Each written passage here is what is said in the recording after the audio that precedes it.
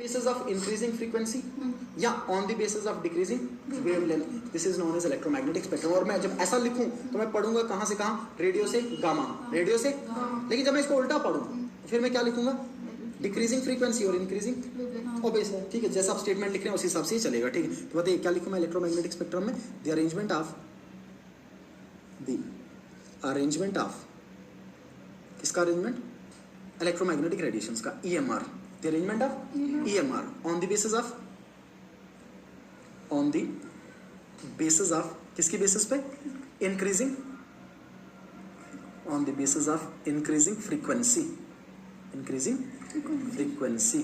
or decreasing, okay, or decreasing wavelength,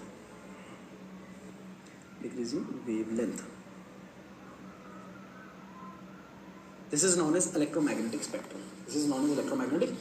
अब कुछ वो डाटा मैं लिख देता हूँ जो एनसीईआरटी ने मेंशन किया है। ठीक है ना, अब आपको ना भी याद रहे तब भी सवाल अटेम्प्ट होता है और आपको याद रहे तब भी अटेम्प्ट होता है, दोनों तरीके से सवाल अटेम्प्ट होता है। कैसे वो मैं बता दूंगा। ठीक है, मुझे बताइए इन रेडियो वेव्स का जो फ्रीक्वेंसी है वो सबसे कम होगा और वेवलेंथ सबसे ज्यादा होगा, तो मैं क्या लिखूंगा, these are having longest wavelength, इनके सबसे लॉन्गेस्ट वेवलेंथ होते हैं। ठीक, दो इनका डिवीजन भी होता है, शॉर्ट रेडियो वेव्स में मिलते हैं, short range radio wave, long range radio wave या इंटरमीडिएट रेडियो वेव्स, मतलब इनकी बेसिस डिफरेंट वेवलेंथ की बेसिस पे इनके फर्दर डिवीजन होते हैं। लेकिन वो ओवरऑल अब केमिस्ट्री में इतना डिटेल में देखते नहीं है, ना ही एनसीईआरटी ने लिखा है, तो जिस हिसाब से चल रहा है बस उसी पे फोकस करना अपने को। लॉन्गेस्ट वेवलेंथ, लॉन्गेस्ट, और इनका वेवलेंथ रेंज करता है, एक प्रिसाइज वैल्यू जो एनसीईआरटी ने लिखा, मैं वो लिख के चलता हूँ, दैट इज 10 की पावर 8 मीटर, 10 की पावर 8 मीटर। रेडियो वेव का वेवलेंथ कितना, 10 की पावर 8। अब मुझे बताइए एक 10 की पावर 3 मीटर लिखो तो 1 किलोमीटर, ये 10 की पावर 8 मीटर है, मतलब इनका वेवलेंथ किलोमीटर्स में रेंज करता है। किस